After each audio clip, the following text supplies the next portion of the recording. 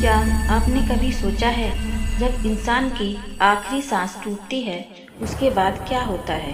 क्या मौत सब कुछ खत्म कर देती है? गरुड़ पुराण कहता है नहीं, मृत्यु कोई पूर्ण विराम नहीं बल्कि आत्मा की यात्रा का पहला मोड़ है। जिस क्षण शरीर निष्क्रिय होता है उसी क्षण आत्मा उससे अलग हो जाती है और तभी दृश्य बदलता है। कमरे में खड़े परिजन दिखाई देते हैं। आप उन्हें पुकारते हैं, छूना चाहते हैं, लेकिन कोई प्रतिक्रिया नहीं, क्योंकि अब आप शरीर में नहीं रहे। अब आपके साथ सिर्फ एक चीज़ है, आपके कर्म।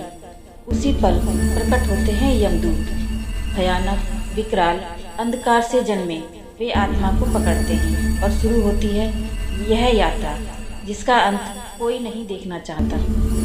आत्मा को ले जाया जाता है वैतरणी नदी की ओर, एक ऐसी नदी जो जल से नहीं, खून, दुर्गंध, विष और नुकीले जीवों से भरी है।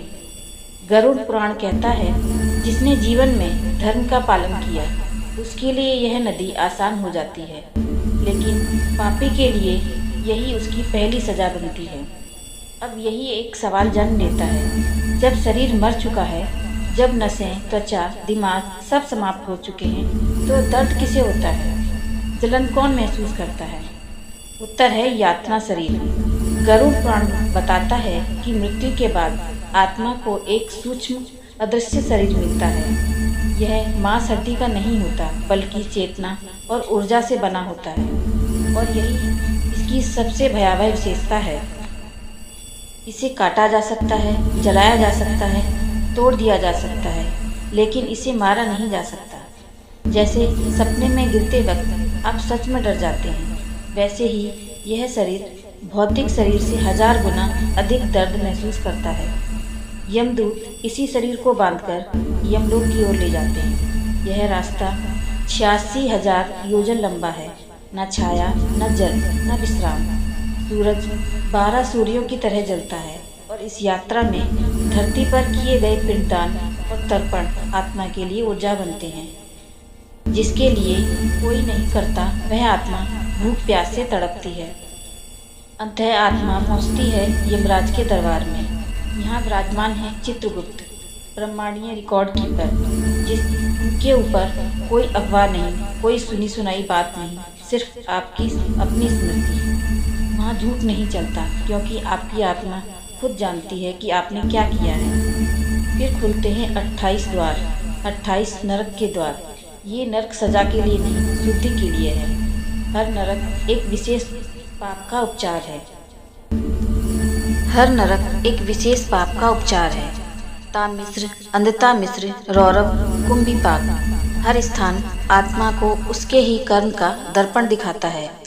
जहाँ धोखा दिया वहाँ अंधकार मिला, जहाँ क्रूरता की वहाँ वही पीड़ा लौट कर आई, जहाँ वासना थी वहाँ आग बन गई।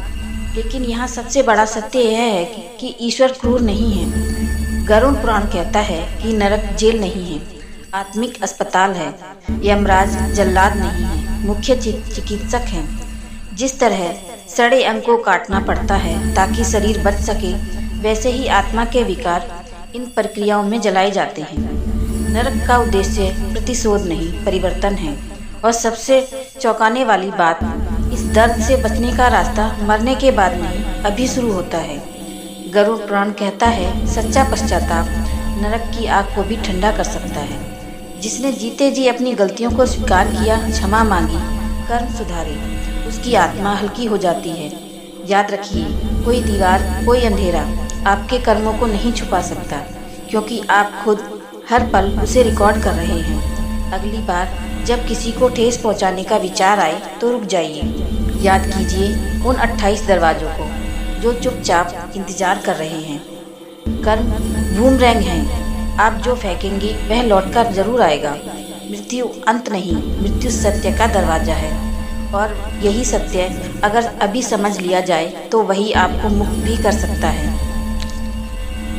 अगर आपको ये वीडियो अच्छी लगी हो तो प्लीज़ लाइक करें, और ऐसी ही वीडियो के लिए हमारे चैनल को सब्सक्राइब करें।